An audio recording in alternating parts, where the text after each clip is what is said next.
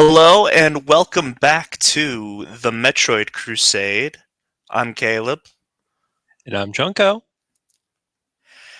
and today we are getting back at it. As of recording this, we are, believe, less than 2 months away from Metroid Prime 4's release. So uh, we do kind of have to pick it up. But I think as far as game length, this might be the last of the long ones. And even then, this one wasn't even that long. Uh, so uh, Today we're going to be talking about the game that should be preceding the one that we're coming out that is coming out in December, Metroid Prime 3 Corruption. Metroid Prime 3 Corruption was released in 2007 for the Nintendo Wii. Um, and for me, this was, I would say this was an easy transition because I have been playing with new play control the entire time. Because I played Metroid Prime and Prime 2 with the new play control. Yeah.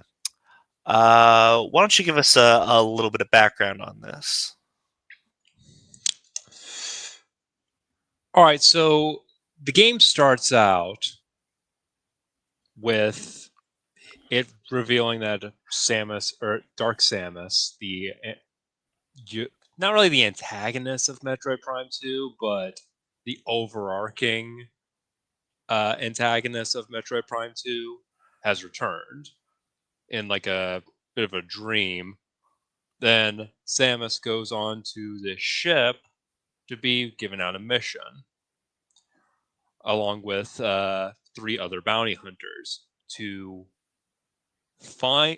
go to these Aurora units, which are kind of like good guy mother brains, and administer a vaccine because the space pirates infected them with a virus. But before they can do that, they are under attack, and they must repel the space pirate attack and activate the anti uh, planetary the anti-air weaponry before a meteor struck on the planet of Norian. They do successfully do that, but by but when they actually did that, Dark Samus came in and attacked all four of them, infecting them with phase-on corruption, and Samus falls into a month-long coma. She wakes up from the coma with a new PED suit that allows her to tap into the phazon core within herself because she's producing natural phazon now and shoot phazon beams. The other bounty hunters got those as well, but they woke up earlier and now are on separate missions. But they've all mysteriously lost contact. So Samus must one cure the Aurora units of their uh, of the of the space pirate illness. Two, figure out what happened to these bounty hunters. And three, take down all the seeds that's been infected. These phase-on seeds have been infecting these planets. Yeah. Very different setup to pretty much every other Metroid game that we've gotten. This one, I think, is the most space opera No, do you know of what the it series. actually is? You know what it actually is? Well, yes, I do. It's Halo. Yeah, this is Halo. The first mission is literally the first level of Halo 2. Yeah, no, You're it definitely feels like that. So yeah, let's get into the gameplay really quick. So this is a game that doesn't have a whole lot of options. In fact, there are only two options to play, which is the game Metroid Prime 3 and then Metroid Prime Trilogy, um, which are pretty much the same which are functionally. pretty much the same functionally. If you've been playing on GameCube this entire time, there's going to be a change up uh, because you will be using pointer controls. Or if you're playing through not so legal methods, maybe a mouse and keyboard. Yeah. Um, so the first thing that I want to bring up about this um, is you are given the grapple beam so early in this Oh game. yeah. Well, first you get half of the grapple beam with the grapple lasso, which Yes, is yes, used throughout the entire game. yes, absolutely, 100%. You're going to use it in your first fight. You're going to use it in the last fight. Hmm. um, pretty But much, it's pretty also much. but it's also very intuitive to play to use this. In some boss fights, yes. Yeah.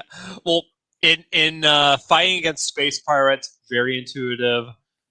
In certain boss fights where it's like, oh, do the grapple lasso as the final hit. That's asking a lot for you from you. There is one boss that we will get to in particular that is possibly my least favorite boss in the game. Um, that heavily uses the grapple lasso. That it just does not work properly. Hmm. Um, but we're not going to get into that quite just yet. Uh, let's start off with our breakdown. Um, Unlike other Metroid Prime games, this one you start off with a lot of the old abilities. True. Yes, you do start off with a lot of abilities. You start off with the space jump. Thank Um, goodness, because yeah. it's not fun to maneuver with just a single jump. You start out with missiles. Yep, missile. Actually, technically no, but functionally yes. You don't have you get a missile launcher, but you get it before like your first enemy encounter. So functionally, you have your missiles at the start of the game. Right. Right. Um, morph ball and morph ball bombs. Yep, Yep. and the spring ball is first introduced in this game. For people who have not been playing on New Play Control. Yep, And then of course your scan visor, and then a new and visor that charge and charge beam. and charge beam, yes. Um, but then there's a new visor that you start off with as well, which is what is it called? Is it just the ship visor? Yeah, I think it's the ship visor. So in the game, you're going to come across different uh, waypoints, we'll say, where you're going to need to call on your ship, whether it's to land, to grab something, or to fire missiles. Um, so that is a new gameplay feature. It glorified cutscene for all intents and purposes. Well, it wasn't originally going to be like that. Yeah, and we'll get to that. Hmm. Um, Yeah, so we'll get to that. speaking of the ship, um, I would say the big point of this game, and you said it earlier, before we started Planet recording. hopping. Uh, the reason that we start off with all of these mobility abilities, and then even then, a lot of the mobility abilities you get before you're halfway done through the game. You pretty much get everything mobility wise before the halfway point. Um, Yes. and you said it earlier. The reason is because this was originally going to be kind of an open galaxy game, Yeah, it's an open world with side quests and everything, like a full-on RPG. but that was a little too And ambitious for retro at the time. Yeah, not so much anymore. Which, if you want me to give us a quick opinion on Metroid Prime 4, I am optimistic because the things that they're showing off with the Prime 4, they were kind of things that were planned for in previous Metroid Prime games, but didn't have the technology. It's more of Yeah, a, it's less of a Breath of the Wild copycat situation and more of a Metroid Dread situation where we finally have the technology to do what they were actually wanting to do. yeah. Um, so the first planet is Norian. Mhm. What did you think of Norian? I really like Halo.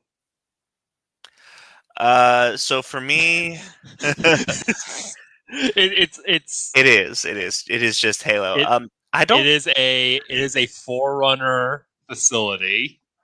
basically. You know what it is? It's this really shows you because for those who don't know, some people from Retro would go on to join 343 Industries for a time, and it's this game that really shows you how we get to Halo 4. But then they left and went back to Retro Studios along with new people from 343, and that's why the mainly the people who made the Spartan designs from Halo 4 and 5, which maybe it doesn't fit too well for Halo, but fits perfectly with Metroid. I do And agree with that. we could see that with the new marine designs in Prime 4. And with the new Beyond suit, which I Mhm. don't know if it's called the Beyond suit, but it's something like that. Or the psychic suit, probably. Yeah, something like that. Um, so yeah, Norian is a very basic planet. Um, it kind of It's for tutorials. yeah. I mean, it is just what's the planet called? Is it Requiem? It's just Requiem from Yeah, Halo 4. yeah. um, There. next I up, mean, the Meta Ridley fight at the end is fun. the Meta Ridley fight is fun. For those who have played Smash Brothers Brawl, that's kind of the same fight where it's just a free fall boss fight. Hmm. So yeah, that's definitely a lot of fun. Our first planet proper, I would say, is Brio, right? Yes, So what do you think of Brio? I think Brio is the weakest of the Metroid Prime 3 maps. Like, I make fun of Norian for just being Halo, but hey, Halo-esque architecture is very unique for Metroid, so it still has a place. Norian just feels like, Brio. or Brio just feels like Talon 4 and uh, an Aether again. Yeah. It's also I would say it's the as far as missions go, it is the worst paced Yep. of the planets. One thing that you're gonna get out of me with this game is I think that this game has the best pacing of the Metroid Prime trilogy, um, With the exception of Brio. with the exception of Brio. Um, and you know, I know that there's going to be some fans out there that are like, what Metroid Prime 3 is the worst of the series. It's the worst of the trilogy. It It's could. so linear. It's so linear. Blah blah blah. No, what you're mistaking for linearity is actually a properly paced game. But now I will say, yes, it is a bit more linear, but I wouldn't necessarily say it's the worst Metroid Prime game. It's simply the weakest of the trilogy. But that's still that's like that's just like slightly stained gold. Yeah, With, and I'll even say my piece. I don't even think it's the weakest of the trilogy. mm-hmm. But that is something that will upset some people. I think I can upset everyone. I to be Uh, honest, I feel like people like fans have come around to Metroid Prime 3. yeah, but if It I has it definitely has its fans. yeah, but if I say that the original Metroid Prime is the weakest of the trilogy, that upsets pretty much everybody. Like you just here's what you need to do. You just need to say objectively. Yeah, it's Say objective objectively. objectively, Metroid Prime is the weakest of the trilogy. That way you're just saying like, listen, I know the impact, I know how great it is, like all the things that it did, but objectively. What it really And comes down it's to. same thing with Ocarina of Time. Oh, whoa, whoa, whoa. Now you can make me upset. Well, exactly. It's like I know. that. I, that's true. That's true. I need to be able to take it if I dish it. Mm-hmm. Um, so, I mean, what it really comes down to, well, and I mean, it is a little different from Ocarina of Time because Ocarina of Time as a game has perfect pacing. I'm a big like pacing person when it comes to games. I think pacing is super important. Probably because Ocarina of Time is my favorite game of all time, and Ocarina of Time just has the greatest pacing of any game. Uh, Metroid Prime, the original, and we'll get back to Prime 3 here in a second. But the original, um, in my opinion, I think Metroid Prime, the original, starts off really strong and just kind of I don't want to say gets worse, but like it's not a game that gets better the longer you play it, you know? It's very top loaded, Yeah. top heavy.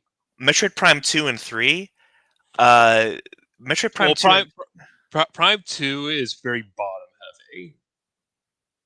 This one is yeah, the most even of them all. true, true. The But only weak part is Rio. yeah. So essentially what I'm saying is Prime 2 and 3 get better as the game goes on. Prime 1 it doesn't. um so anyway, back to Prime 3. Um so The the missions in Brio are definitely Prime 1 esque, requiring you to backtrack a yeah, lot. yeah, and there are so many more zones in Brio that require there's just a lot there's a lot of loading times because there are different zones in Brio that require you to fly between the zones. with, Um with other zones, like with other yeah, planets that don't require that. it's like playing a game of Destiny. Yeah, this is a Destiny map, really what it is. Yeah.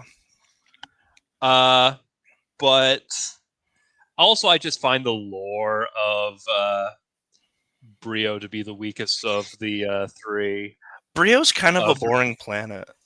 Yeah, it's like, oh, these creatures that you're around, they were once smart, but now they're not because of a big cataclysm. Whoopie Yeah. freaking do.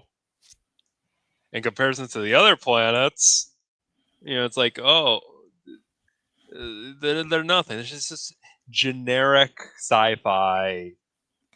You know what? It reminds me of the Brio lore. Kind of reminds me of KOTOR, like Knights of the Old Republic, Star Wars. Uh, Yeah. because I was hearing about these mystical ancient race of people that basically built a lot of the things in like the early Star Wars, and then you meet them, and they're just kind of dorky. Yeah. Um, but yeah, and another thing, Brio has the other planets are very focused in their style. Brio has a jungle, Brio has mountains, and Brio has lava, and Brio has ice. Yeah, it brings ice out of nowhere. Yeah. So let's go ahead and talk about that. Because there is a point. I think it's to get the screw attack, right? Yep. Yes. So there's a point where you're on another planet, but you have to go back to Brio to get the screw attack, and that's kind of like the gameplay loop where it's like you go to the next planet, and then about halfway through, you have to go back to the previous planet to get the one item that you need to progress through the next planet. Hmm. Um, and whenever you have to go get the screw attack, you go into a new place. You get and it's like an ice place. It kind of reminds me of Ocarina of Time, where they don't have a specific ice dungeon, but they have the ice cavern where you get the iron boots. Remember that? Yeah. That's the vibe that I got from that. Um, so let's move on. I want to go. I want to do it kind of like this, where we're gonna go planet by planet, item by item, boss by boss, and then end game. How does that sound? Sure. So, Should we talk about hyper mode first? oh yes, yes, this is the main gameplay This is the mechanic. main gimmick of the game. Yeah, the main gameplay mechanic. So essentially, the PED suit that you're given is uh, what does PED stand for? It's a phazon exhaust device or expulsion phazon expulsion device. Is that it? I think that's what it is. Let me look. I'm looking it up Uh, right now. I'm looking it up right now. Phazon enhancement device. right. Um, Yeah. I think expulsion device makes more sense because the whole point is you're trying to get the phazon out of you. Yeah. Well, that's not the original intention of it because the PED suits were originally used by the Galactic Marines, and they just had the phase on in like a tank. They're essentially they're essentially like phase on flamethrowers. Right, right. So anyway, whenever you press the plus button on the Wii remote, you go into what's called hyper mode, and Which costs an energy essentially, tank. yeah, you have to expend an energy tank to go into hyper mode, um, which this was originally from Prime One, right? Yes. So the hyper beam or the phazon beam in Prime One was basically their version of the hyper beam for the final boss. Uh, Metroid Prime Core. Mm-hmm. So in this game, they brought it back, but as sort of a thing you can toggle. Now, I actually really like. I like how they've solved the ammo issue that people had with Metroid Prime 2, which people just like to. I didn't personally do this, but a lot of people just like to hoard their ammo just in case if they needed it in Prime 2, which Yeah. isn't how you're supposed to play the game. But in this, it's a bit more disposable Yeah, because, because it's your health. yeah, it's your health, but there's also a risk reward factor to it. I actually I'm a big fan of this. So if you've ever played a blood hunter in a D&D, if you don't know, a blood hunter is essentially if you want to do big damage, you have to do damage to yourself to get it.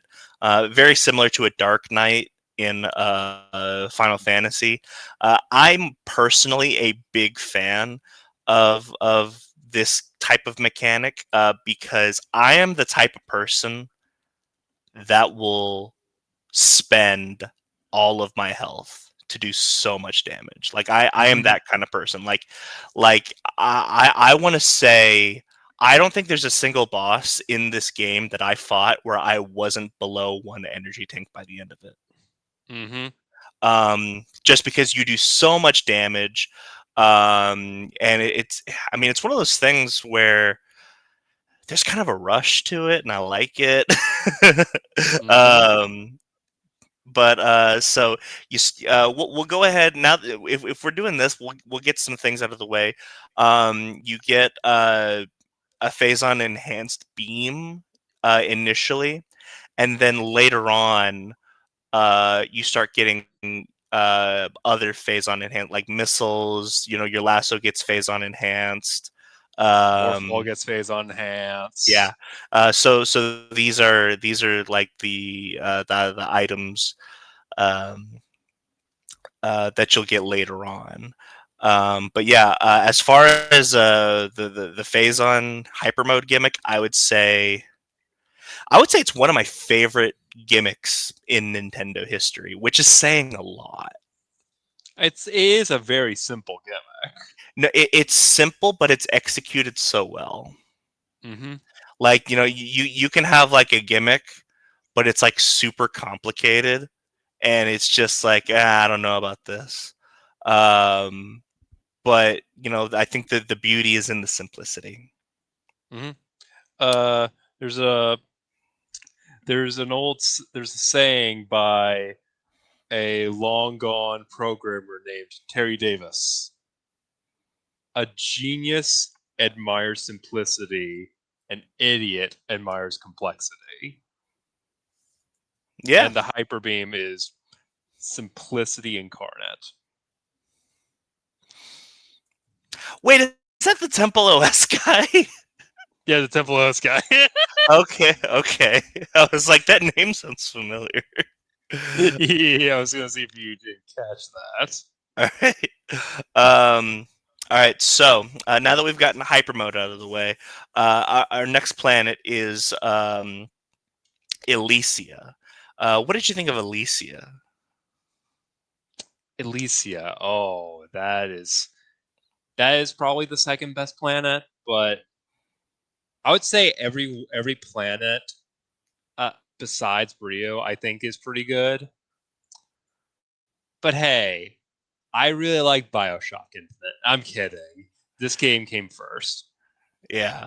Uh, I'm not kidding though. I actually do like BioShock Infinite more than most people. But anyway, yes. So the gimmick of this planet is it's a sky town, very similar to BioShock Infinite. In fact, you use your grapple to Skater Cross. yeah, you kind of like it's not really skating, but you're not swinging. Um, but you are kind of just gliding. That's the word. So you're essentially gliding across these rails, uh, going from platform to platform. Um, so and what I do like about this one is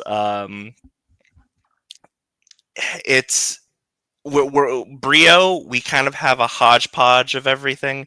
Uh, This has such a consistent gimmick. yeah, it has such a consistent gimmick.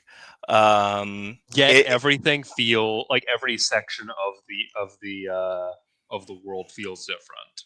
Yes, yes.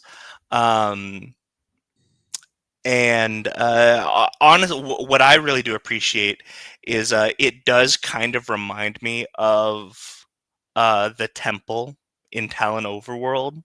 Mm-hmm. Um, Because this is Chozo architecture. yeah, I like the consistency of it. Uh, I also love the lore of Skytown, which is this is essentially a Chozo gas station, Yes, yes. and all the inhabitants of Skytown are simply the workers just working after the Chozo have left. It's It's such fun, such good world building. Such it's fun. And here's the thing: is it technically derivative? Yes, it is It's very Cloud City, it's very Bespin from Star Wars. but it has enough of its own personality. This is more like diesel punk than uh, than Cloud City, Yeah, I can definitely see that. and it also just has some of the best set pieces. Yeah, Now, that is one thing that I noticed more than any other Metroid game. Metroid Prime 3 has just set pieces. hmm Like, you have to defend. Uh, you have to either defend a point, or like there's an escort mission, uh, with submarines. That's another thing.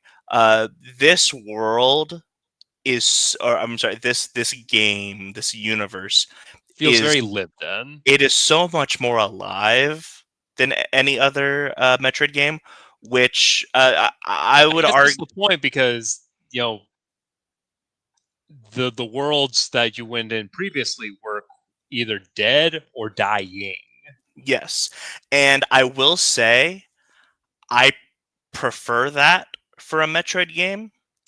However, for like a one-off game like Metroid Prime 3, I am completely cool with a lived-in world. It makes it somewhat unique. And also with the narrative of the game, it makes sense because essentially with these three plants you're going to, you're essentially doing mini Metroid Prime playthroughs where Pretty much. you have to go into the impact crater of this meteorite. But the difference is that these meteorites have just landed on the planet. So the corruption hasn't gone too deep yet. Yeah. So you're seeing, in a way, you're kind of seeing the like both the phazon and the planet fighting each other in a way. Yeah, I guess so. I didn't think about that, but yeah, you're right. Um, And you can see the corruption within the planet as more of its inhabitants become consumed by the phazon through the gameplay mechanic of hyper mode, because hyper mode can be used on from with the enemies as well, and you're forced to yes, use hyper mode in order to kill them. yes, absolutely, yeah. That I mean that's classic. As a DM in D&D, if your players can do it, so can I. So it's very similar to that. Um, I mean, like I said, we're not going to talk about items or bosses just yet. Anything else to say about Skytown as a planet? Uh, I really like the Arbiter mission in Halo 2. So there is a point where you have to defend a bomb, that so that way you can get into the impact crater of Elysia.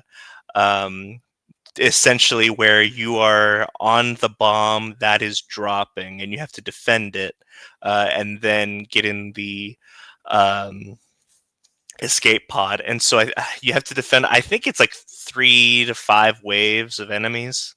Mm-hmm. And then I thought the escape pod sequence was super funny because it reminded me of that thing in Split Fiction where you have to go through all the CAPTCHA, I am not a robot stuff before you can use the escape pod. Mm-hmm. But also, it is just the Arbiter set piece from Halo 2, Yeah, it is. where a you cut a piece of the floating station off so that way you can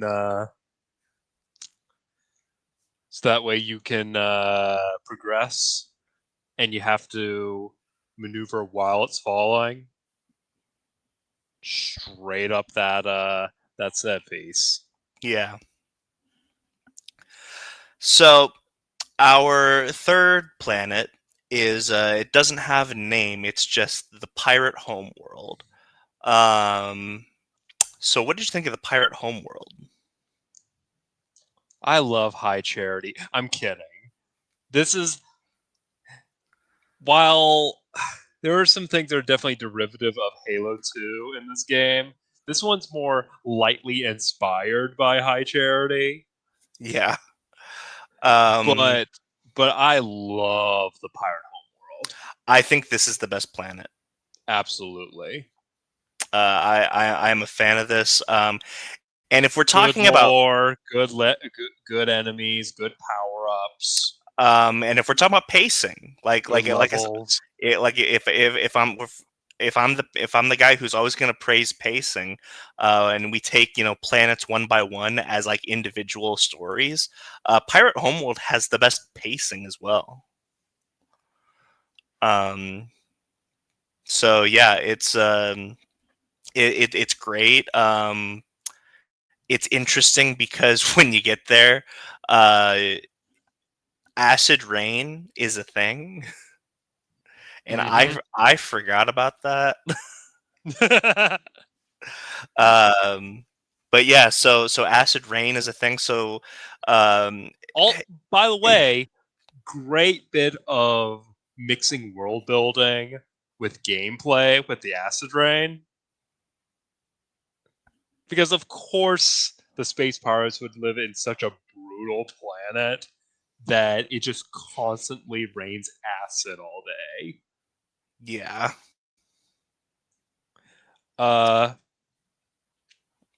I'm trying to think. I think one of my favorite things is you kind of have to deal with the space pirate language as well. You know. mm-hmm. You have to Uh, use the X-ray visor to translate. yes. Spoilers for our item section. But yes. So the final visor uh, is the X-ray visor, and Mm-hmm. so with that, you actually have to use it to decipher the pirate space pirate language. Now you're more of the lore guy. So I always assumed that the space pirates were more of a like a conglomerate than an actual species. Um, can you go over that a little bit? Like why would a Well, conglomerate have a specific homeworld? it's a space pirate homeworld. They didn't say that's the homeworld of the space pirates, but it's a space pirate homeworld. Now, of course, a big organization like the Space Pirates would have planets that they have complete control over, and this one's very far off. And this particular space pirate facility is the primary place is where they primarily produce their phazon. There's actually a bit of fun lore aspects to it. Essentially, uh, I think it may have been the survivors of the space pirate survivors of the Aether incident of Metroid Prime 2. They met Dark Samus, and Dark Samus basically gave them a deal. It's like, hey, I'll give you as much phazon as you want. Just let me land this seed over to your home world. And so they agreed. Okay, okay. I will say I think this is the one where I think this is the game where I did the least scanning. You intentionally did a lot of scanning. You wanted to go 100% for the Prime games. I would scan like whenever possible when I was curious. I think this is the game where I did the least amount of scanning in general. Mm-hmm. Um, and I think part of it might actually be because um, it usually I use the scanning to get a sense of like the story and of what happened. Um, but in this game, it's I guess because it's more of a story is front and center game. Oh, there's voice acting in this game. Um, It doesn't really matter that much. yeah, It's I nice to have. It's not like Pokemon where they pretend that they have voice acting. I think that this is the best voice acting that Nintendo had until Breath of the Wild came out. I think I can be confident in saying that. Yeah, I mean that's not okay. Let's be real here. The bar is in the impact crater. All That's right, it true. is That's that true. low. That's true. That's true. Um, so, um, so we were just talking about the voice act. What was I saying before then? Pirate Homeworld. Yeah, but what was I saying about the Pirate Homeworld? Well, Oh, just oh, like scanning, right. Um, but yeah, so I think because the story itself was so much more front and center that I didn't really concern myself with scanning as much in this game. hmm Um, which I guess for me made this. I don't think this was my fastest time out of the three. I think this is my it second sure did fastest. feel like the fastest. It did feel like the fastest. I think my Prime One time was faster, but that's just because I'm more familiar. Um, like Prime One, I think this is my third time beating it. I think this is only my second time beating Prime Three. hmm Um, but yeah, uh, Pirate Homeworld is definitely not definitely, but probably the best planet in the game. I think there's if there is a um, if there is a time to scan, Pirate Homeworld is definitely the time. Um, hmm because and I didn't, but I kind of got the feeling that the Leviathan seed had been here the longest. Like just in Yes. But by the first of these of the seas that you have to go through is the first one that landed was the one in Pirate Homeworld. okay, just I mean like just based on environmental storytelling, like not even scanning, but just based on the environment, and based on the especially the enemies. There's an enemy that we're gonna get to um, in the boss section uh, that definitely makes me think it's been the longest. But then I question something on another um, planet that we'll get to um, because it kind of ruins my theory on that. So we'll get to that. hmm Anything else to say? Because we're about to talk about that specific area next. But Well, we and should probably talk about the bosses. no, we're gonna talk about the bosses, Well, but we're well, no, I'm talking about like the bounty hunters. no, we're going to. Okay. I want to talk about Valhalla first. All right. Let's talk about Valhalla. Yeah, whenever I say Endgame, I'm just talking about Phase. Like, let's talk about Valhalla. Okay. Um, Then unless do you want to save Valhalla for later? nah, I like Dead Space. Okay. Okay. Yeah. So the GFS Valhalla is essentially a lost derelict spaceship of the Federation. B- That the, Basically, in the timeline of events, uh, the Dark Samus convinced the space pirates to put the seed into the pirate homeworld. After they did that, they got a bunch of their new phase on abilities. Were able to go hyper mode, and so they've enacted their first plan. The start of their plan, which is invade a training ship of a training Federation ship for the Aurora unit in there, and then they use that Aurora unit to inject the virus into the Aurora network, which kicks off the entire plot of the game. And now we've recently found the actual Valhalla ship, and we're going through the wreckage. Yeah.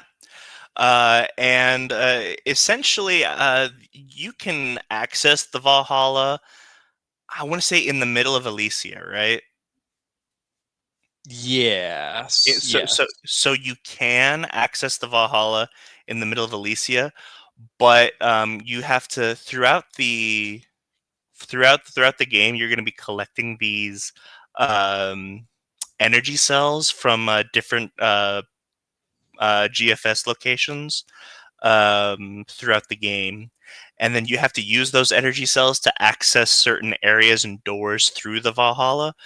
So, pro tip, just wait until after the Pirate Homeworld to even go to the Valhalla. Mm-hmm. This Um, and you may also the I how many cells are there? There's eight or nine of them, right? I think there's like 10. You can mess up and not have to get all the cells, but you can theoretically get it done in only like 6 or 8 or something. Five. 5 cells. Yeah, you only need, and here's the fun thing. Um, I You guess get those technically, five. You get those 5 cells as you're playing through the game. yeah, you just have to if you don't want to waste your time looking for the rest of the cells, I would recommend just looking up a guide on which doors are necessary in the Valhalla.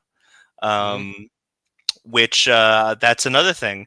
I would say that collecting the energy cells is Prime Three's version of the artifact hunt, or uh, you know, the Sky Temple keys. But it's better because you don't need to get all of them. You know? Do you disagree? No, Oh, okay. I don't know. You're being quiet. I didn't know if I was like, am I alone here out on this ledge? no, no, Uh, no. but yeah, so it's uh, it's not. I think most people wouldn't even consider it the artifact hunt because I mean, first of all, you don't notice it. Second of all, you don't need all of them. So like And also technically, the art, also the artifacts. They're fun in this game. All of them involve a bit of a almost like a side quest esque sort of mission. yeah. Like you fight mini bosses and whatnot, regardless of the quality. I know you're going to talk about that.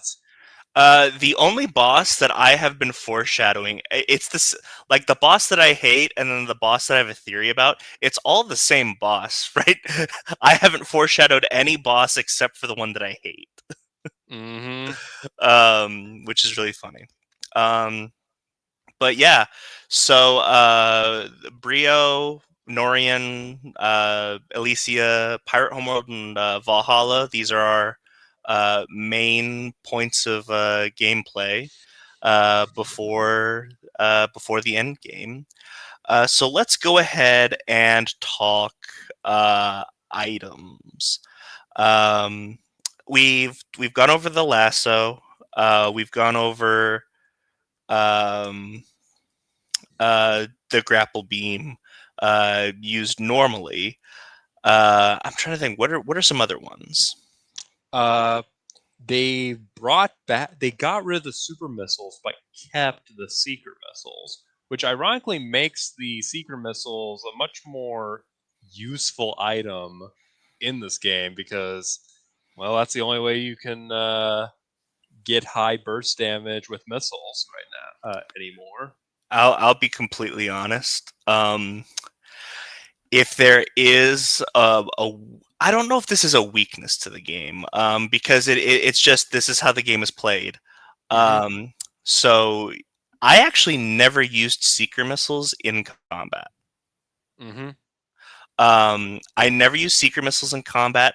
I actually barely used missiles in combat. The thing about hyper mode and the thing about the phazon beam It's the only is, thing you really need. yeah, it's kind of a catch-all, um, but I like that. I have fun doing that. So Mm-hmm. some people might think that hyper mode kind of discounts the rest of your combat abilities, and that might be true. But I mean, it's just the gameplay loop of the game, you know. Mm-hmm. Um, now, uh, I do take that back. Um, there is one missile that I used a lot in combat, and that's whenever you unlock the ice missile.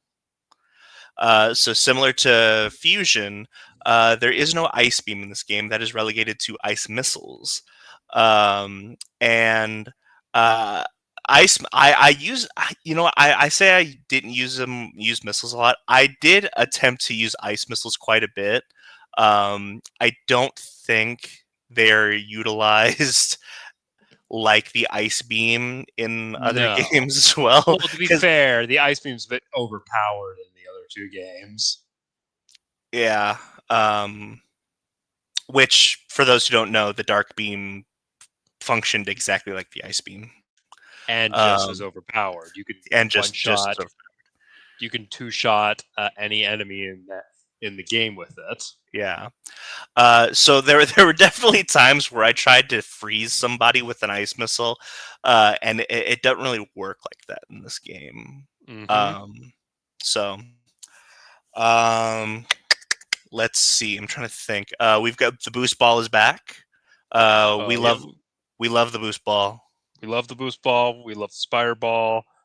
We love the morph ball. All right, the morph Yes. ball was so good it could be its own game, and that's Uh, actually what Retro was intending with Donkey Kong Country Returns. I thought you were Uh, making a Metroid pinball reference. no, unironically, they were going to originally use the morph ball engine as the engine for Donkey Kong Country Returns. That makes a lot of sense, actually.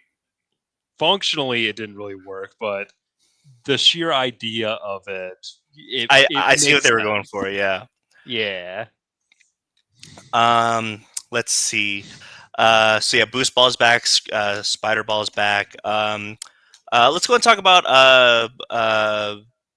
we've gone over missiles. Seeker missiles back. We have ice missile. So hyper missile is a thing. Mm-hmm. The hyper missile is the phazon enhanced missile. Mm-hmm. Um, and I'll be honest, I don't think I used this a whole lot either. You Um, just didn't really use missiles in this no, game. I think I used hype. I think I used hyper missile as a way to expel phazon because it used up the most phazon. That is one thing that happens a little bit later in the game. The more corrupted Samus gets, the more out of control she'll get in as far as like phazon, and so you have to actively expel the phazon to deactivate hyper mode, uh, Or else you get a game over. or else you get a game over. Yes. But Um, it but you can use that as a strategy. I did I did do that a lot where because essentially what happens is in order to activate hyper mode you have to expend a an energy tank. Well, what you can do is you can intentionally bait out um, the the like corruption meter, so that way um, you have to expel it. But the thing is as if you don't expel the phazon, your hypermeter keeps increasing. Mm-hmm. But for someone like me, that's really good. Because that just means that I get more hyper mode energy without having to expend energy tanks. Mm-hmm. But you have to be careful about that because if you fly too close to the sun, like you said, you get a game over. um, but like Definitely, it's definitely more risky in the beginning of the game when you don't have things like the hyperball, hyper missiles, ways to quickly get rid of your hypermeter. yes, yes. And so next up is the hyperball. The hyperball is actually the death Something that ball. appeared, yeah, the death ball from Metroid Prime 2 multiplayer. Yeah, which is funny because I don't know if we talked about this, but that was Yeah, kind of we did talk about the multiplayer last time. I'm pretty yeah. sure. But I don't know if we talked about because I think I won the most matches, and Hmm. I don't know if I told my gimmick was I would camp the death ball. Yep. That was my gimmick. So I definitely felt right at home.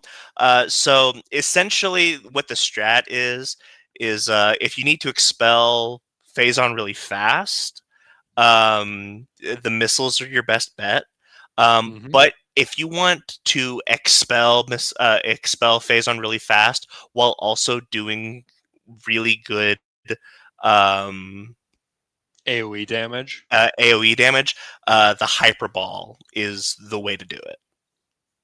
Hmm. Um, let's see what else is there.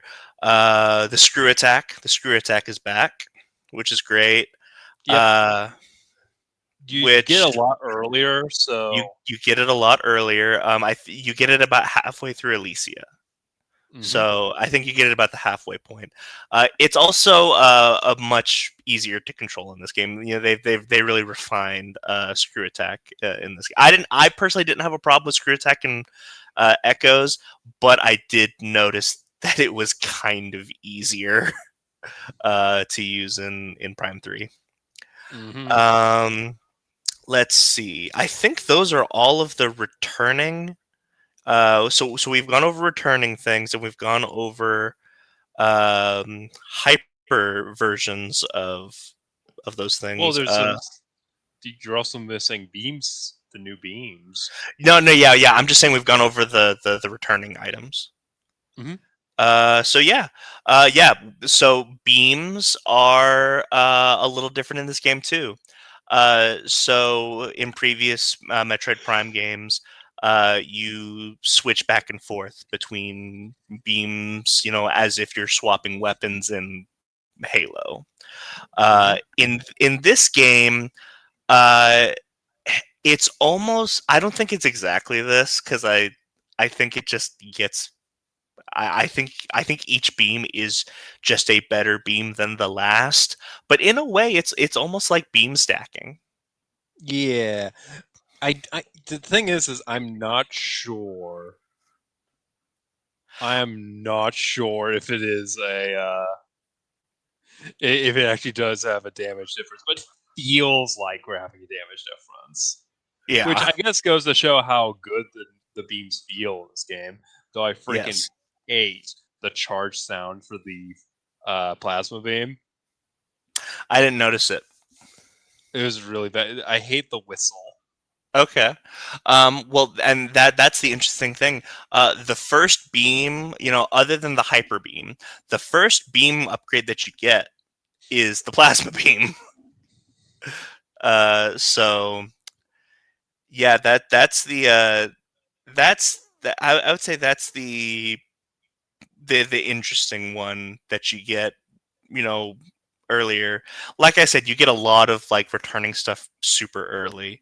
Um, and one thing that you can do um, with the plasma beam is you actually solder things in this game, which is really funny. It's like they were inspired by early YouTube soldering tutorials. Yeah, so essentially, sometimes there are electrical connections that are not um, that just aren't connected, so you have to solder them with the plasma beam. Um, and you know what? Something else we didn't talk about. What's we didn't that? we didn't talk about the motion gimmicks. Oh yeah. Yeah, if there is a downfall to this game, it is the motion gimmicks. And I'm not talking about like the grapple lasso, like things that make sense for you to use motion controls. I'm talking about the gimmicks. Like pulling a lever. You have to pull a lever or pump a thing. The pointer like typing in the keyboard thing, that one makes sense and actually uses it in creative ways in gameplay with the X-ray visor.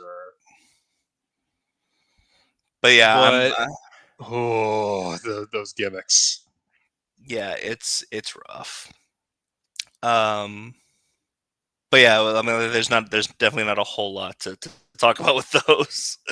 um, and then I mean, there are only two beam upgrades in this game. The second one is the Nova Beam, Mm-hmm. which the Nova Beam I'd say is basically the Wave Beam Yeah, it allows you to shoot through walls. with certain walls. Yeah, phase on walls. Yeah. Uh, Part of me kind of wishes it was just through walls in general, but um, But then again, there wouldn't be that many combat functions with that anyway, so why bother? yeah. Um, let's see what else. What else as far as oh there is the grapple voltage. So one thing that you can do to certain enemies is you can actually expend um your energy tanks to electrocute enemies, or if they are electric based enemies, you can actually drain their energy to put into your energy tanks, Yeah, which is a lot of fun. That's the definitely thing. comes that it comes in handy during phase. Yes, it does. That's the thing. The ammo economy is just your health. Um, Yeah. I think I ended the game with 95 missiles, and I wasn't even trying to look for missiles. Mm-hmm. It's all about energy tanks in this game. Let's see. My personal favorite. I'm gonna see if I can get a. I'm gonna see if I can get us a picture. But in my opinion, I think this is the best suit um in Metroid history. Uh, at least my It opinion. is the most. It is the most. This suit is Miss Worldwide. It is both simultaneously the worst suit in the series and the best suit in the series. And you know how I Uh, know that? sure. You know how I know that? How? You were playing through the end of the game, and you were talking about how much you love the suit, and then you lose your phase on corruption, and now you're Yeah, back to generic your standard PED suit, and it's like, oh, I forgot how that doesn't look too yeah. It's so dope. I love the suit. Um, good. and like you definitely are starting to look like Dark Samus. That's kind of the point, obviously. Um, Yeah. the, the point of corruption is you're getting closer and closer to Dark Samus. And that was Uh, actually something very interesting you told me is that a lot of the abilities, like specifically the hyper mode, is Dark Samus, like the charge beam of the hyper mode is Dark Samus's phase-on attack from Prime 2. Yeah, I hadn't noticed that until this playthrough. And you didn't notice that until I mentioned it. Yeah. So yeah, like the charge swarm or whatever that you get for hyper mode, it's just the Dark Samus's charge beam. Hmm. Uh, so yeah, that's the hazard shield. Let's see what else. I'm trying to think of. Oh, there is one. What's that? Why don't you talk about the ship missiles, please? Oh. So remember when I was talking about how Prime 3 was originally going to be an open world game? Yep. One of the gimmicks that they were going to have with the game was that you were able to use the ship to, you were allowed to fight alongside your ship against enemies. That didn't really come to fruition because they didn't have the technology. But they still kept the ship missile expansions, and they are literally worthless Yep. There. because you only use the ship missiles for like 5 times in the game total, and as soon as you expel one, you can immediately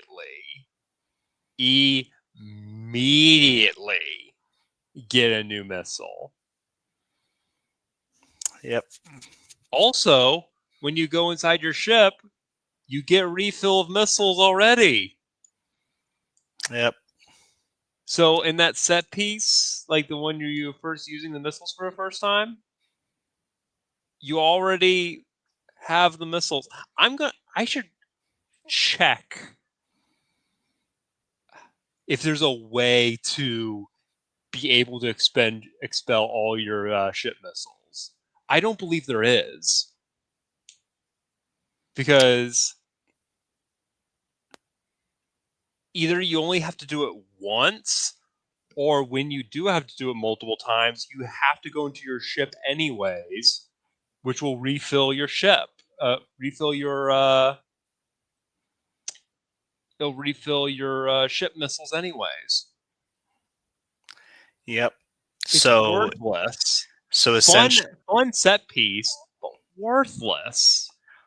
well, not to me. It's not just that. Not just that. They left them in the game. Yeah, just because it's just another thing to collect. They're like, oh, it's just another thing to collect. We'll just leave that in the game. It's like this isn't a rare game. Yep. This isn't a rareware game where collecting useless crap is the point. Metroid games, when you collect things, you're supposed to get stronger as every time you collect it. You don't become stronger when you collect the ship missiles. It's just another useless thing to collect. If I wanted to collect useless crap, I would scan crap. That's the point of the scans, is that gameplay wise it's worthless, but it adds flavor text. It adds something for completionists to do. What's the point of these stupid ship missiles? Yep. I think this is the most most heated I've gotten in this whole crusade. Probably. Well, we did have to Oh like yeah, the Metro 2. Metroid 2. Yeah. Yeah. So, well, the fact that ship missiles are comparable to that travesty Yeah. says a lot. Speaking of Metroid 2, did you know that Nintendo's like online music streaming thing, they just added Metroid 2. So just the tunnel. Yeah. Well, no, and Oh, also the temple. ba Ba ba ba ba. ba ba ba ba ba ba ba ba. Yeah. Oh my god. Um, so I think that is all of the items. Let's go over bosses, and then we'll get into end game.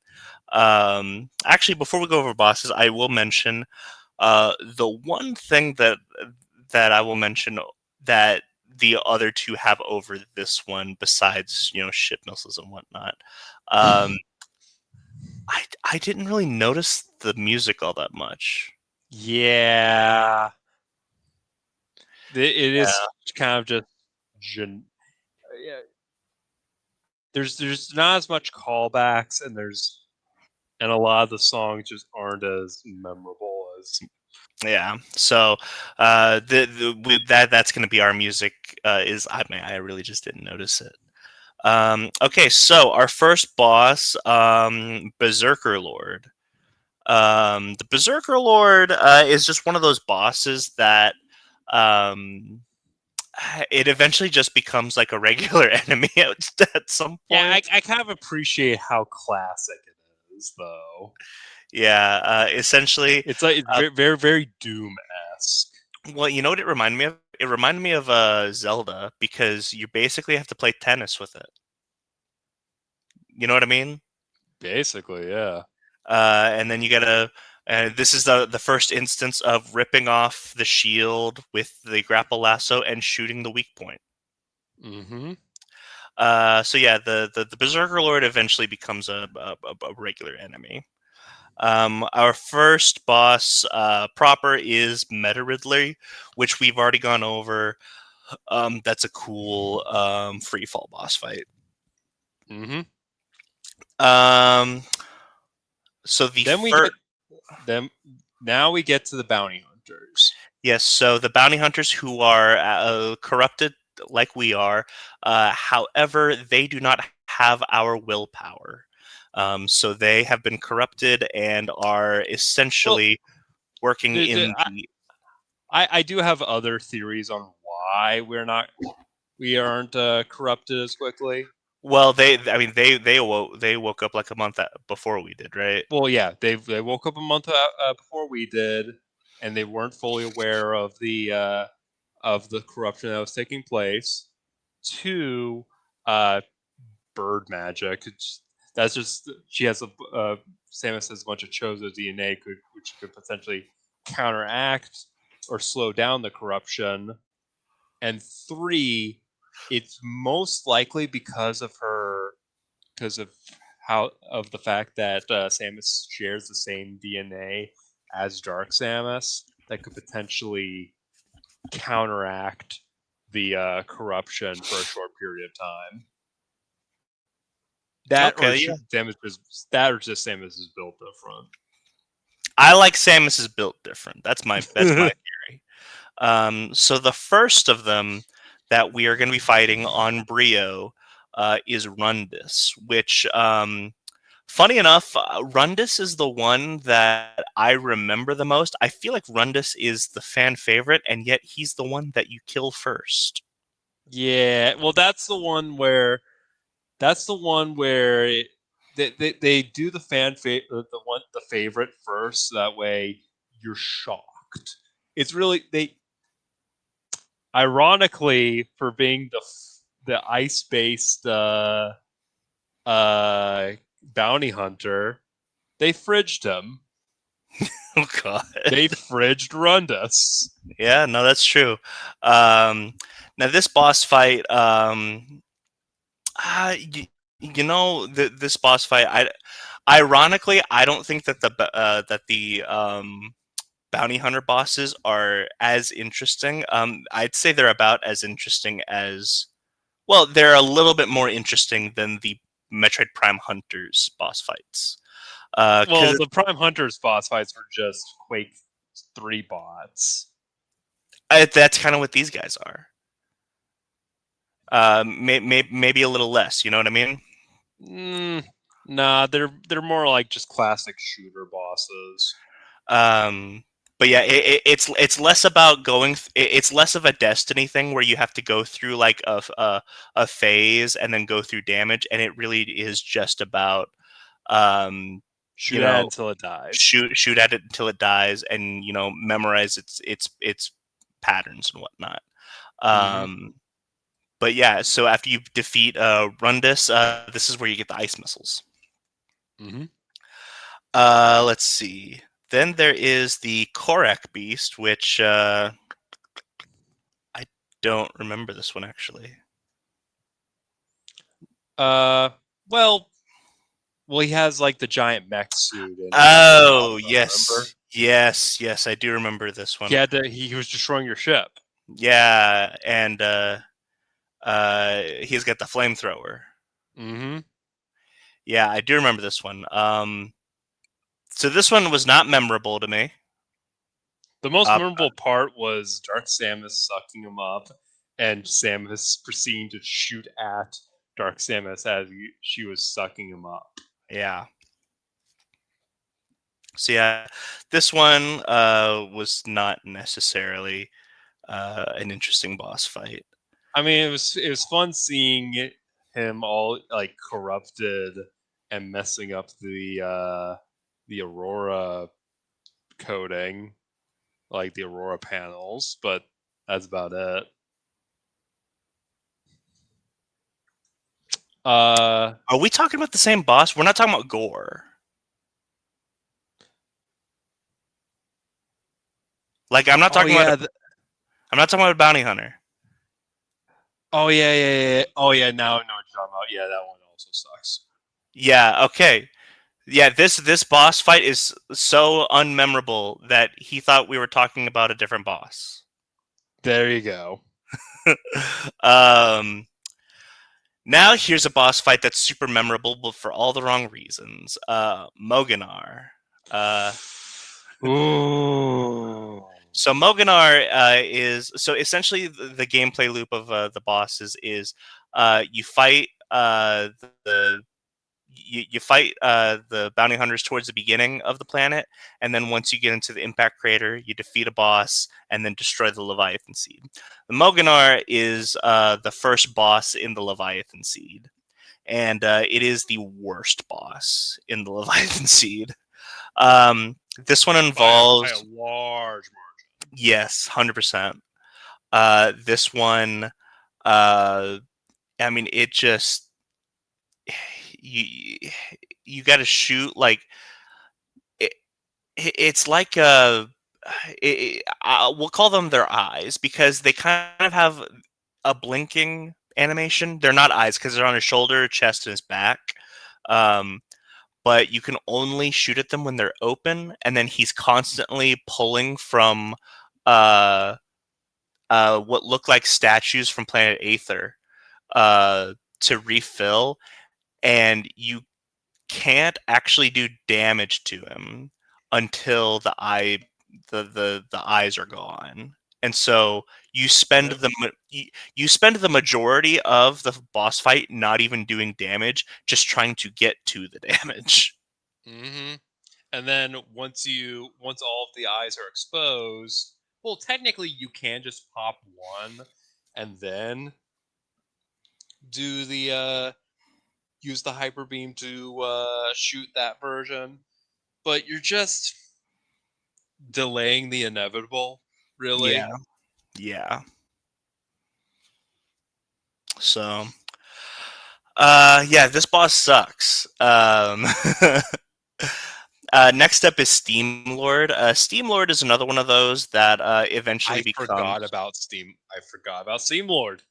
Well, I mean, so for Steam Lord, I don't have a huge problem because Steam Lord is, kind of like the Berserker, where Steam Lord eventually just becomes like um, a regular enemy.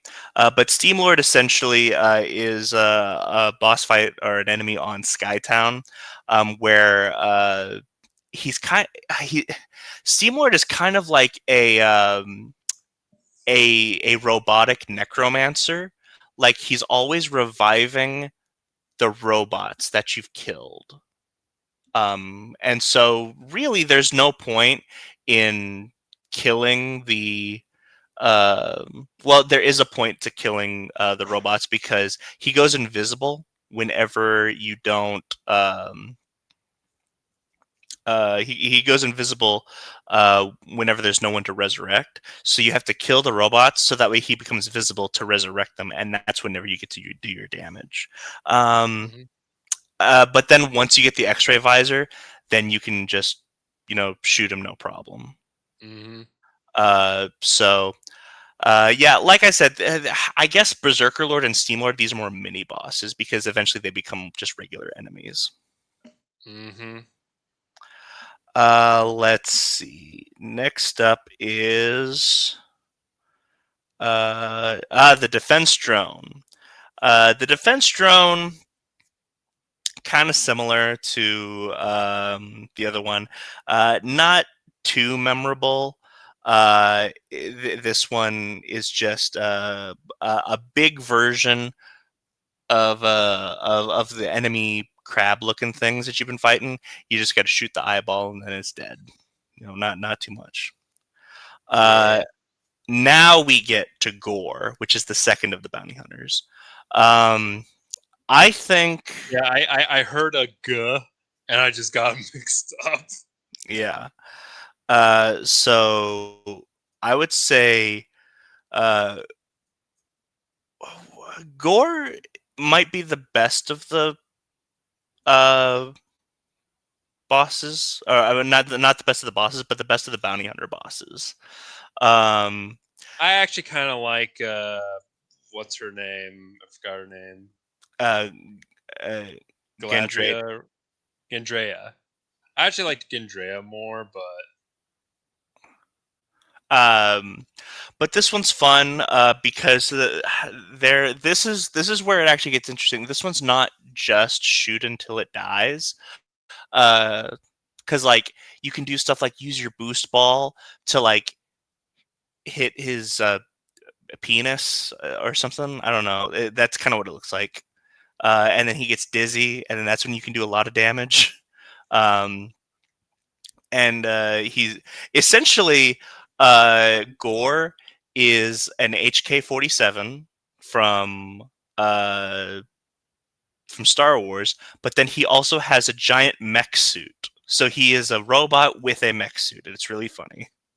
yeah, it Um, kind of reminds me of the ancient gear golem from Yu-Gi-Oh. yeah, it's Ancient Gear Golem. Um, but yeah, so this one I like, and from him you get Plasma Beam, I believe. Yes, you do. Yep, Plasma Beam. Uh, then there is Helios. Helios is fun. This is what you To be honest, fight. I would say it's the least memorable of the main boss fights. It is. It definitely is. Because here's the thing: as bad as the first boss fight was, you remember that. Yeah. Um, but this one is just inconsequential and easy. Um, it's just a giant tentacle thing that can also turn into a swarm. And this one, from what I recall, you use seeker missiles on it. Hmm. Um,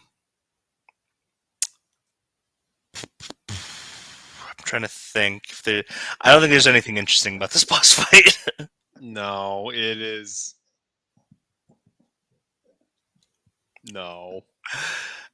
So after that, we're on the Phazon homeworld. That was the Leviathan fight Mm. from Elysia. Uh, on the pirate homeworld, this is where we fight Gandrada. Uh, I Gandrada, like Gendrea is all about shapeshifting. yes, her gimmick is she's a shapeshifter, and so she actually, uh, Takes the forms of the other two bounty hunters and yourself. and other bosses as well. Yeah. Uh, So it's be, she will become. I think she becomes a berserker lord at one point. yeah. And she's like now this would be a this this is not like Nightmare from Devil May Cry, where it's literally you're just literally fighting the same boss again. No, this is more like a shapeshifter boss that's more like Quan Chi from Mortal Kombat, where she'll take elements from different boss fights and put them together instead of Yeah, just being the whole thing. yeah. Um, Like like she'll shapeshift into Rundus, but she won't do all of Rundus's stuff. She'll just surf around. yeah. Uh, Turn into Gore. You can boost Ball Gore's penis. Hmm. Um, uh, I definitely think she gets the most difficult when she turns into you. Hmm. Um, Well, yeah, be, because you're built different. yes, because you got to deal with the boost ball. Gives me flashbacks of the Boost Guardian. um, oh, what else? Some sort of well, the beam that she uses on you. What is that? Like it kind of it looks like the final smash from Brawl, but I don't know if that's explicitly the hyper beam. The one from Brawl, that is a hyper beam.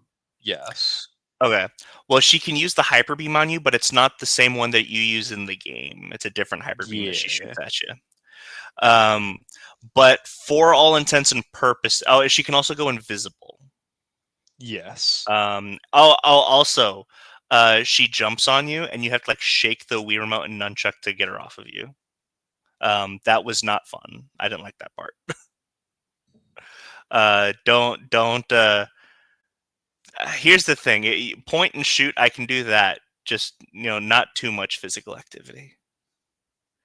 But yes, for all intents and purposes, Gandrada um, is another shoot it until she dies. Yeah, but she has a lot of attacks, and she's surprisingly tanky. So I know you said you died a bunch of times against her. I think twice. I almost died, but I clutched it out with secret missiles. See, I never use secret missiles. That's your problem there. No, see, now that's the thing.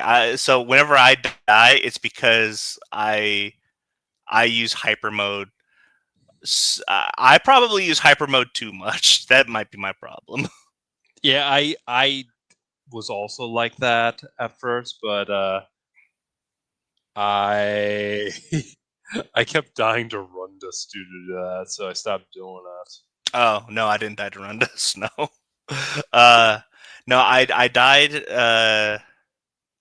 I think my first like boss death was Gandrada. No, no, it was the eyeball guy. Mm-hmm. But I mean that's just because that boss sucks. So, speaking of bosses that suck, what is possibly the this is possibly the worst boss in the game. No, it Um, is the worst boss in the game. uh, Plus you have to fight it a bunch. A Uh, lot of times, yeah. Uh, a especially if you're going 100%. a Metroid Hatcher. Um, so this is essentially a giant squid. Um, Also, that's another thing. I think that this is the Metroid game. Well, no, okay. I guess Hunters also exists. This is the game where the Metroids are the least consequential. No, I would say that's Echoes. Echoes? Echoes is the least consequential That's because true. they literally do not come into the plot at all. That's true. At least the Hatcher Metroids show up a Yeah, bunch. that's true. um, The but Metroids anyway, are largely optional in in Echoes. yeah. So essentially, for this one, you shoot at its tentacles. I think it's got four tentacles. You shoot at them, and then it charges at you, and then you shoot it in its mouth, and then you use the grapple lasso to maybe rip off one of its tentacles if it feels like it. Mm-hmm. That's the problem that I have with the Metroid Hatcher is I guess I don't know if it's intentional or not. Is it intentional that it doesn't always rip off, or is that just the controls? That's just the controls, basically. I think because I was Okay, having trouble too. okay. I couldn't tell if it was intentional or not. Um, if it's intentional, it sucks. If it's not intentional, even worse. Well, not really. If it's intentional, that might be worse. I don't know. Um, and then like it also spits out uh other Metroids that you have to deal with, so that's not fun either. Mm-hmm. Um, but you fight this on the pirate homeworld, and this is kind of where I'm like, okay, this is why um, I think that the Leviathan seed is the first one on the pirate homeworld. But then you have to fight one on the Valhalla, and my theory goes out the window. Mm-hmm. And I gotta be honest, when I had to fight, whenever that one on the Valhalla appeared, I audibly cursed because I'm like, I thought I was done with these. Because you already have to fight one looking for an energy cell on Norian. So I had to fight three of these things, and it's so dumb. I hate these things. Um, of course, I'm sure there will be someone in the comments who's like, you guys were fighting it wrong. You know, you have to do this thing with the X-ray visors. I don't know. Listen, Um, if you acquires the X-ray visor or whatever power up to do it, then why can I just kill it without it? yeah. It's a Prime game, not a like Doom Eternal or something. um, next up is the best boss fight. Um, I don't think there's a question. Yeah. I think that the past couple of games, like best boss fight has been contested. I don't think there's a question here. Um, Omega. yeah, so our Leviathan Seed boss fight is Omega Ridley, and I forgot that he was the Leviathan boss fight. So when he appeared, I got really excited. Like my heart started racing. I got really excited. And there's the weird thing about Omega Ridley is that we don't know if that is Ridley or a clone of Ridley because when he dies, he freaking disappears. So what's the explanation there? Yeah. um, but yeah, how many times you died to Ridley? I think I died like once or twice. I think I died two or three times. I think that it should be a. I think that it should be a requirement to make Ridley hard enough that someone dies twice. You know, Mm-hmm. if your Ridley doesn't kill me at least once or twice, your Ridley is not fun. Your Ridley's not good. Mm-hmm. Um, I say that, and I didn't die to Ridley in Super, but I mean, I've played that game so much, um, but yeah, this. I mean, and I, I'm. You ready for some fighting words? What's that? I think this is a better boss fight than Meta Ridley from Prime One. That's not fighting word to be honest. Like I love the Meta Ridley boss fight in Prime One, but Omega Ridley is just that but better. Yeah. Um, The only issue is I think the arena is better in Metroid Prime One. yeah, yeah. That's. I mean, that's a that's a environmental taste thing. Uh, but yeah, so I'm definitely a fan of this boss fight. Died a couple times, which is always great. Um, and there are definitely a couple phases to this, which is cool. Let's see. This isn't technically a boss fight. But well, no, no, no, no. Okay, so that's the last boss fight before we get to the end game. So let's go ahead and talk about the end game. Uh, on the pirate, after you get the pirate codes and coordinates from the Valhalla, There is a Leviathan ship that you can commandeer on the pirate homeworld that can open up a wormhole uh, to the planet Phase. Uh, Give me a rundown on Phase. You read some stuff. What is it? Okay, so phase, ironically enough, phase is basically what happens to any planet that is infested with the Leviathan seed for long enough. So if we didn't destroy the uh the impact crater or the sky temple for long enough, though Town 4 and Aether would have become phase, another phase. So in a way, phase is kind of like a vampire planet. Okay. It go, it inf- it basically creates seeds and then shoots them out and infests other planets and consume them and turn them into phase as well. Gotcha. So this planet is not necessarily the original. It could be. It could be the original. It could not be. We don't So, know. so what you're saying is in Prime 4 we might still be dealing with Phazon.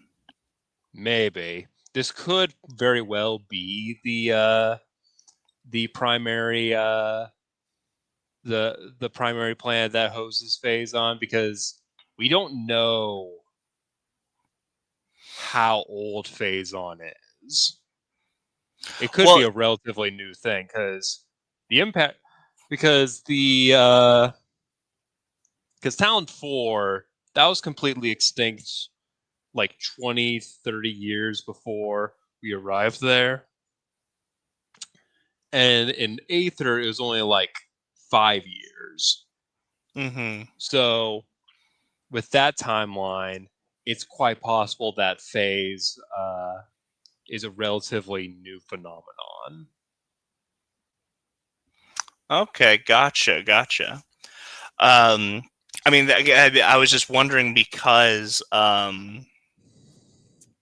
mean, it's called Prime 4, but other than the fact that it's a first-person shooter, like, what makes it a Prime game? Because the Prime games have always kind of been, about Phazon, Mm-hmm. other than Hunters, but Hunters is a spin-off in and of itself.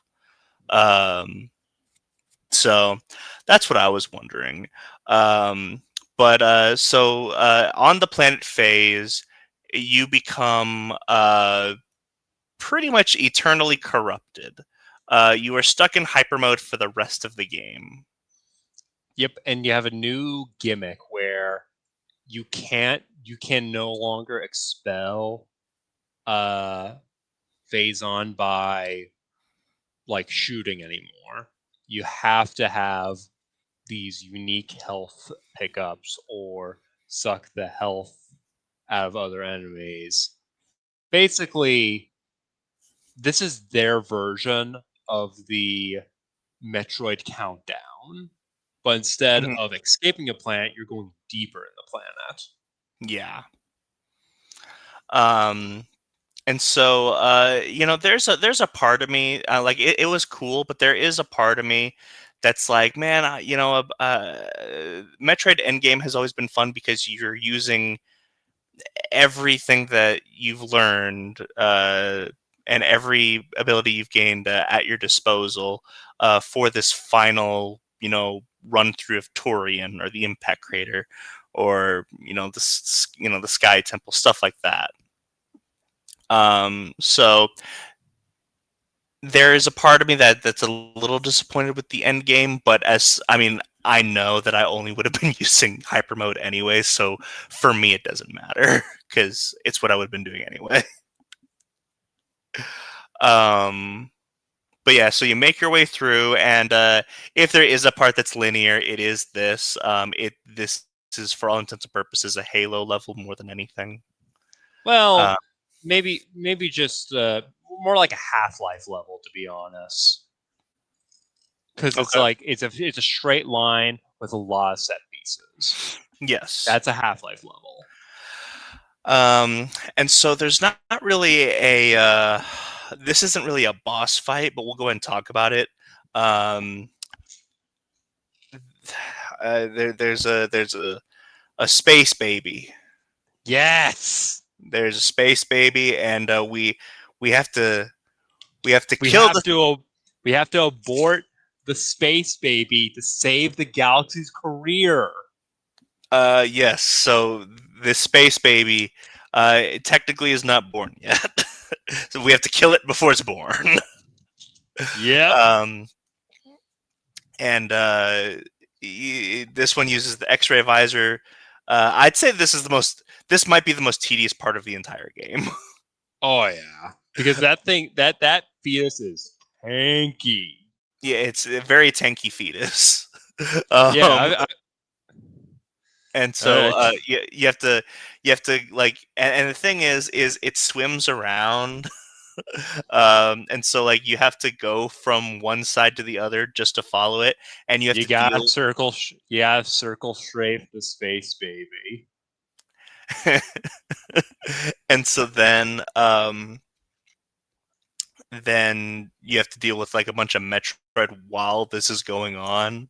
Mm-hmm. Uh, it is just a little frustrating. Um, but once that's taken care of, then we get to the gauntlet. Uh, the gauntlet being uh, Dark Dark Sam, Samus, which Dark Samus is um, expanded version of the Dark Samus fight from Prime 2. shoot her until she dies. But she also has the ability to split herself into multiple versions of herself. And so you use the X-ray visor to shoot at the right one. Prime, yeah. So it's definitely a lot of fun. Um, and after that, which this part is relatively easy, then Dark Samus possesses the final Aurora unit. So this is the first time in a while where our Metroid game ends with a Mother Brain boss fight. Functionally, yes. Though, with the way AI works in the Metroid series, they all are kind of brains. In a way, yeah. Um, but yeah, this one, you've got to. It actually kind of reminds me of the Metroid the Hatcher, but this one actually works where you Yeah, have to shoot it. this one's fun. Yeah, you have to shoot at its tentacles and then pull off its shield and shoot the brain core. It's Then more like a Destiny boss, I guess, or a Mario boss. yes, yes, very much so. I think Metroid bosses are at their best when they're like Destiny bosses. I kind of prefer Metroid bosses to be more like shooter bosses, where shoot at it until it dies. That's more of a personal Yeah, preference thing. yeah. Um, but then once you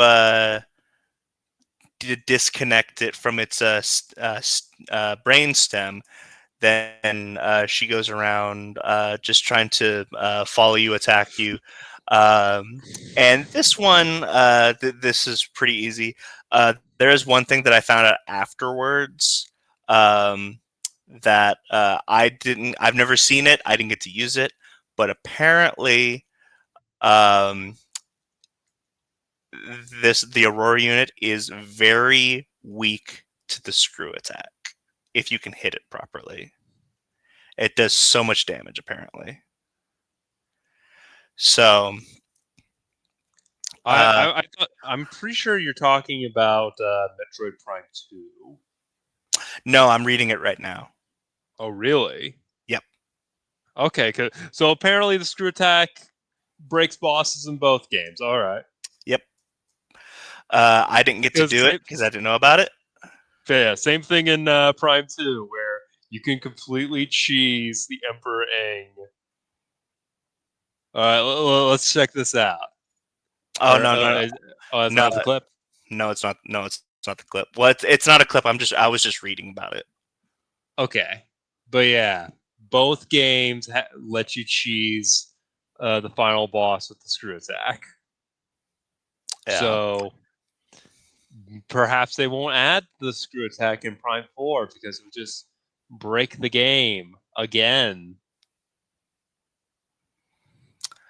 I think that if they do add the screw attack, it'll be different. Because um, uh, because it will be like a psychic thing, like a psychic screw attack or something.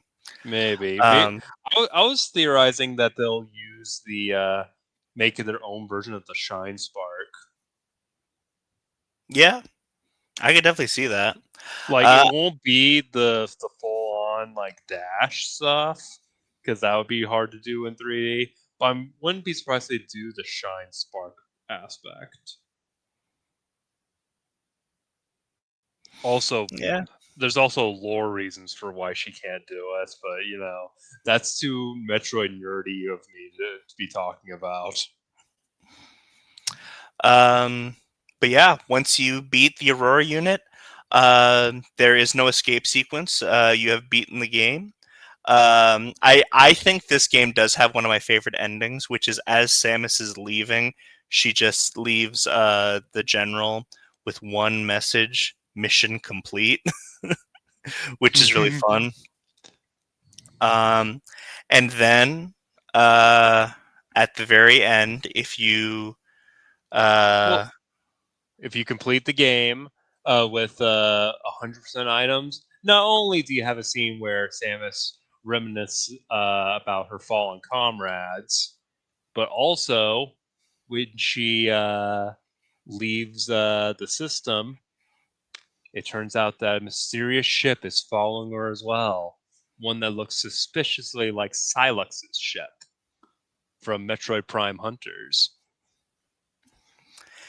and that is where this story has been left off Well, until 2 months from now. well, technically, it's been left off until Federation Force, but But we'll get we still we'll get into that. um all right. So yeah, so for me, I very much enjoyed this one. Um I yeah, I'm gonna say it. I think that this is better than Prime One. Um, I can definitely. Here's the thing. I can understand why each Metroid Prime game is someone's favorite. I think Prime Two is still my favorite. Mm-hmm. But yeah, Prime Three, I think it's my second favorite. Mm-hmm. And even then, I will say this one thing. If we're talking about like the original versions, like Prime Three is my favorite because new play control is the way I play Metroid Prime. And so if you are telling me I either have to play Metroid Prime 3 or I have to play Metroid Prime 2 on the GameCube, I'm playing Metroid Prime 3. Mm-hmm. Um, but yeah, so I am a fan of this game, and uh, I think the criticism it receives is I would say it would be valid at the time, but as time goes on, I think each part of the trilogy has its place. yeah. So yeah, next time we are actually going to be playing the one Metroid game that The most divisive the Metroid one game. the one that neither of us have played. um, Ironically enough, yeah. yeah, which I guess funny thing, if any of these are going to take a long time, I doubt it will because I know this game is super easy. I've played the tutorial and it just like the way the game actually plays. it's like impossible to actually be hit. Um, but if there is one that takes us a long time, it would be this one because neither of us have played it. But I doubt it'll take us a long time. Nah. Like even Uh, if it's